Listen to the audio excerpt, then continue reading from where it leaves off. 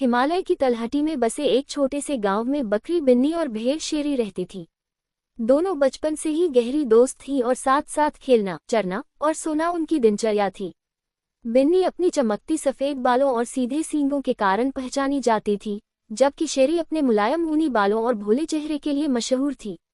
गांव के पास एक बड़ा हरा भरा मैदान था जहां बिन्नी और शेरी रोज चरने जाती थीं।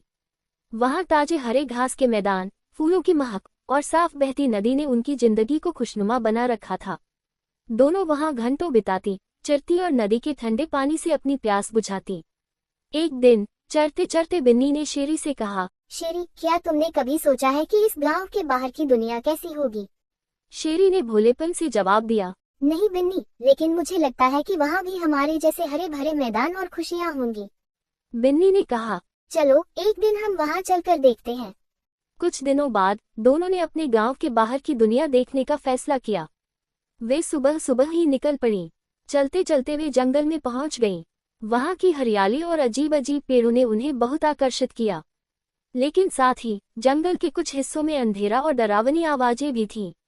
जंगल में चलते चलते अचानक उन्हें एक भेड़िया दिखा। वह भेड़िया बहुत ही भूखा लग रहा था और उसने बिन्नी और शेरी को देखा। दोनों डर गईं और भागने लगीं। भागते भागते वे एक गहरे गड्ढे में गिर गईं। गड्ढा बहुत गहरा था और वहां से बाहर निकलना मुश्किल था। बिन्नी ने हिम्मत जुटाते हुए कहा, शेरी, हमें एक दूसरे का सहारा देकर यहाँ से बाहर निकलना होगा। दोनों ने एक दूसरे की मदद से बाहर निकलने की कोशिश शुरू की। बिन्नी ने शेरी को अपने कंधों पर चढ़ाया और शेरी ने ऊपर की ओर छलांग लगाई। कुछ ही देर में वे बाहर निकल आईं। भेड़िया अब भी उनका पीछा कर रहा था। बिन्नी ने कहा, हमें एक सुरक्षित जगह ढूंढनी होगी। दोनों ने मिलकर तेज भागने का फैसला किया। उन्होंने देखा कि दूर एक गुफा है।